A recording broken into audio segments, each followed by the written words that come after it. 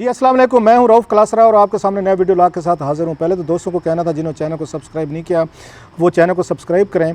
आज आमिर मतीन साहब फिर मेरे साथ हैं और आज की जो स्टोरी है आमिर भाई वो बड़ी इंतहाई अहम है और मेरा ख्याल कंट्रोवर्शियल है, very important, very serious topics के पाकिस्तान में कुछ दिनों से नया कल्चर आ गया है कि हर शय बैन कर दो, इस पाबंदी लगा दो। पहले पबजी पे ये पाबंदी लगा दी, उन्होंने कहा जी बच्चे ख़राब हो रहे हैं।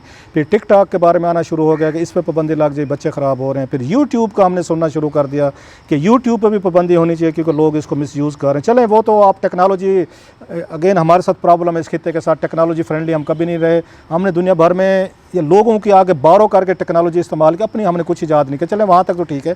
एक नया ट्रेंड पाकिस्तान में आ रहा है कि अब ये पंजाब में बताया गया स्पेशली कि 100 से ज़्यादा किताबें जो हैं उनको बैन कर दिया गया। बहुत सारी इंपॉर्टेंट उसमें बुक्स थी और जो मैंने उस पर कॉलम भी लिखे, आपने देखा होगा कि गांधी जी के हवाले से मेरा ख्याल है जो उस पर उन्होंने बोर्ड के वो जो सरबराह जो हैं उसके इसके बुक के तो उन्होंने गांधी जी साहब पे भी कोई वहाँ पे अगर कोई कुछ चैप्टर में जिक्र था तो उन्होंने उस पर भी एतराज़ करके बैन कर दिया कि पाकिस्तान की नई नस्ल को गांधी जी के फरमोदात पर ये उनको पढ़ाया जा रहा है, नई नस्ल ख़राब हो जाएगी।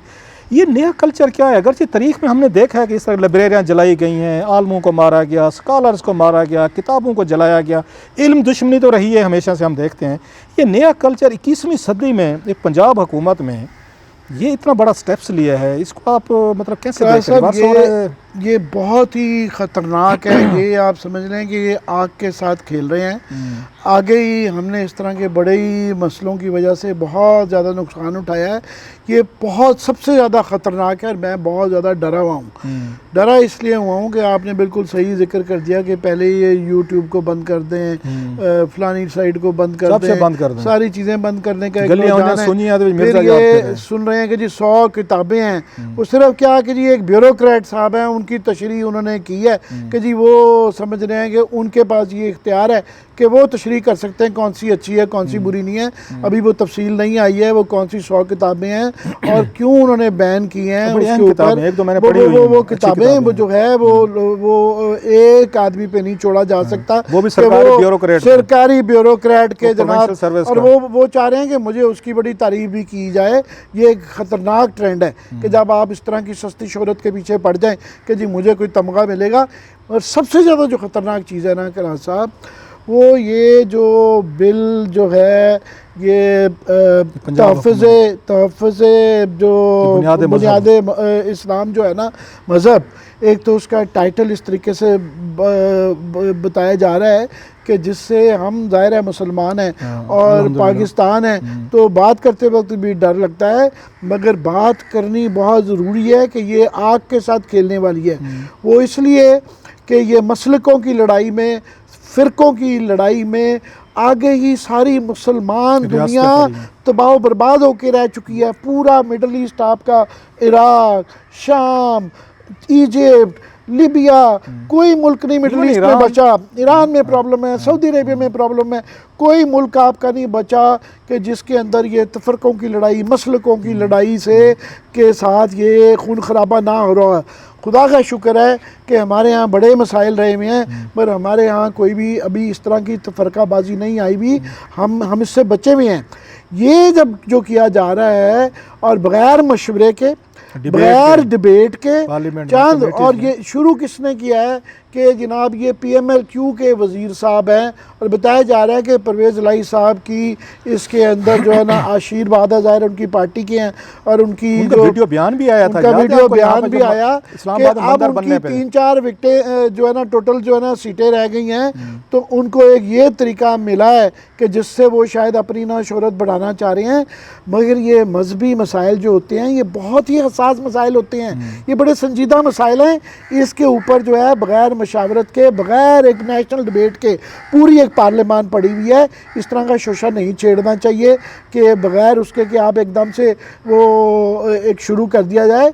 उसकी वजह ये है कि इस्लाम, ज़ाहिर है इस्लाम एक मज़हब भी है, फिर इस्लाम का एक ख़ास तौर पे जो हिस्सा है, शुरू की हिस्ट्री जो अवाइल की हिस्ट्री है, उसके अंदर एक तारीख़ी पहलू होता है, फिर एक उसके अंदर जो है सियासी पहलू होता है। तो मज़हब का जब उन चीज़ों से ये चीज़ें होती हैं तो ये मसलकों की मुख्तलिफ़ तशरीह हैं। हर यहाँ पे मुसलमानों के कई 100 फ़िरक़े हैं और हर मसलक की अपनी तशरीह है।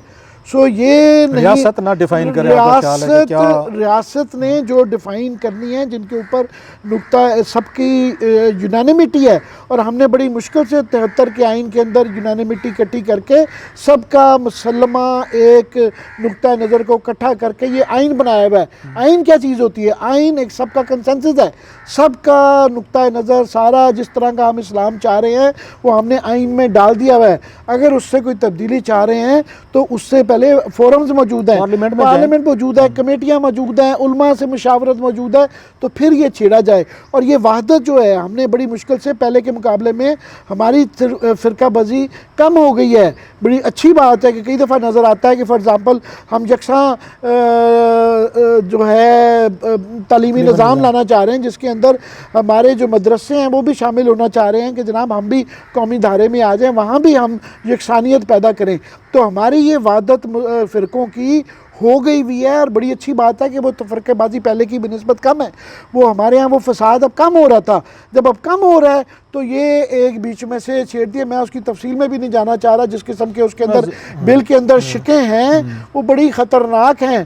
फॉर एग्ज़ाम्पल 2-4 चीज़ों की बात करनी पड़ जाती है कि इस्लामी तारीख़ का हिस्सा है, उसके अंदर जंग जमल पे, जंग सफ़ीन पे मुख्तलिफ़ जो है फ़िरक़ों की मुख्तलिफ़ तशरीहें हैं। तो उन इश्यूज़ को दोबारा ना छेड़ा जाए जिनके ऊपर लोगों की अभी वो इकट्ठे हो चुके हुए हैं। तो एकदम एक उसकी दूसरा, खुदा के लिए आपने भी कॉलम लिखा हुआ था, ये इस्लाम ख़तरे में नहीं है। ये जो आर्गूमेंट लिया जाता है ना कि जनाब हम क्योंकि इस्लाम को बचा रहे हैं, यहाँ इस्लाम को कोई ख़तरा नहीं है। अल्हम्दुलिल्लाह 98% मुसलमान हैं, और सारे ही मुसलमान हैं, हर एक का अपना एक नुक्ता नज़र है, और जो इस पर किसी को सबका जो इख्तलाफात हैं उनको हमने इकट्ठा करके आइन की सूरत में, कानून की सूरत में बना दिया है।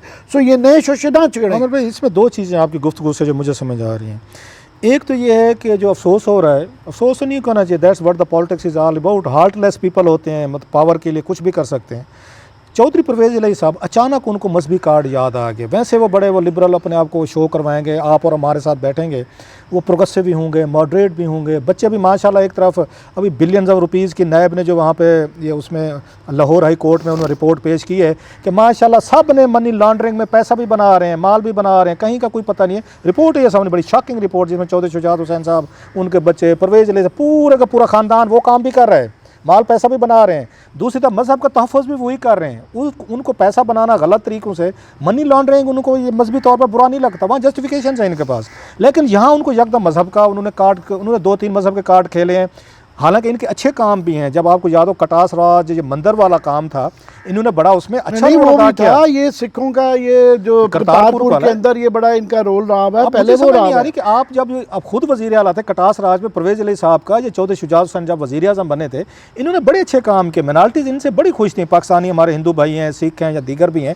अचानक अब आपको पता ये चला है कि इमरान खान हमारी नहीं मान रहे, क्योंकि उसमें मुनीस इलाही साहब का मसला सारा। एक वज़ीर बना दें, आज दोबारा वो मॉडरेट हो जाएंगे, मजहबी कार्ड भी छोड़ देंगे। इस्लामाबाद मंदिर बन रहा था, उन्होंने सबसे पहले बयान जो है उन्होंने परवेज़ इलाही साहब का आया कि जनाब नहीं बनना चाहिए। भाई बात चीज़ें कल्चरली तौर पर इंपॉर्टेंट होती हैं कि इस्लामाबाद आपका एक कैपिटल है, कल्चरली तौर पर टूरिस्ट साहब, आपका टूरिस्ट एक साइट हो सकती है कि दुनिया भर से लोग आएंगे कि जनाब हम जाते हैं मंदिर देखते हैं, जैसे और चीज़ें हमारे लिए एक उसकी बात थी, एक प्रिविलेज या एक उसको प्रेस्टीज के तौर पर। सबसे बड़ा बयान आपका स्पीकर कौमी असम्बली ने दिया है, नहीं सॉरी आपका प्रोविंशियल असम्बली ने दिया। रीज़न इमरान खान से नाराज़ हैं, क्योंकि इमरान खान साहब की हुकूमत का फैसला था मंदिर बनाने हैं, लिहाजा उन्होंने कहा मजहबी कुव्वतों को इनको पीछे लगा दो। एक तरफ मौलाना फजल रहमान साहब भी उनके साथ खड़े हुए हैं, दूसरी तरफ ये एक नया ग्रुप उन्होंने अपने साथ मिला लिया है कि वोट बैंक भी बनेगा कि हम मंदिर के खिलाफ हैं।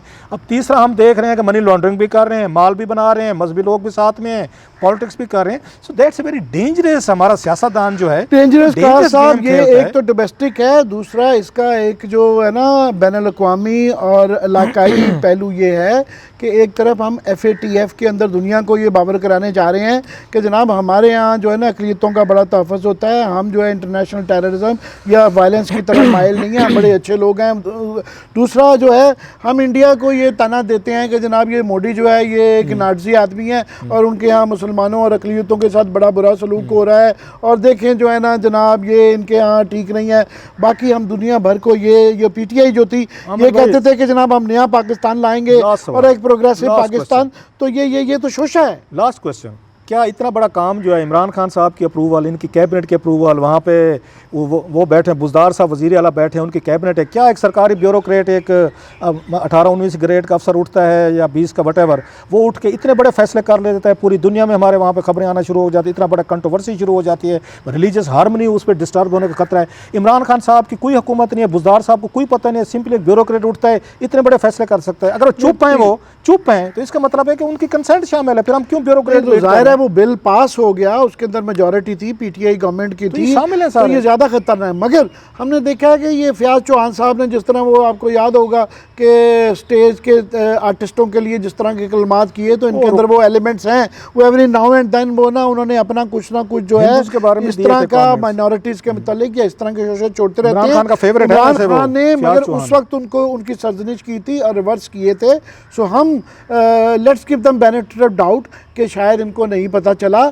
इसकी ये एक शोशा है, इसको यहीं पे ही गाड़ देना चाहिए, इसके आगे आग है, ये आग है। भाई आपने कहा है, लेकिन मेरा भी ये ख्याल है कि इतने दिन हो गए, कंट्रोवर्सी हो रही है, डिबेट्स हो रही हैं, एडिटोरियल लिखे जा रहे हैं दुनिया भर में, इस पर अच्छे खासे कमेंट्स आ रहे हैं, इमरान खान साहब की हुकूमत खामोश है, बुज़दार साहब की हुकूमत खामोश है। ये तो चलो बिल तो अपनी जगह पे एक मतलब जो आपने बताया सारे शामिल होंगे साफ ज़ाहिर है, लेकिन एक ब्यूरोक्रेट उठ के जिस तरीके का किताबों का उन्होंने बैन किया उसमें भी खामोशी है। उससे ये अंदाज़ा होता है कि इमरान खान साहब की पूरी अप्रूवल है, पूरी उनकी कैबिनेट, उनकी ये बुज़दार साहब की चुप है सारे।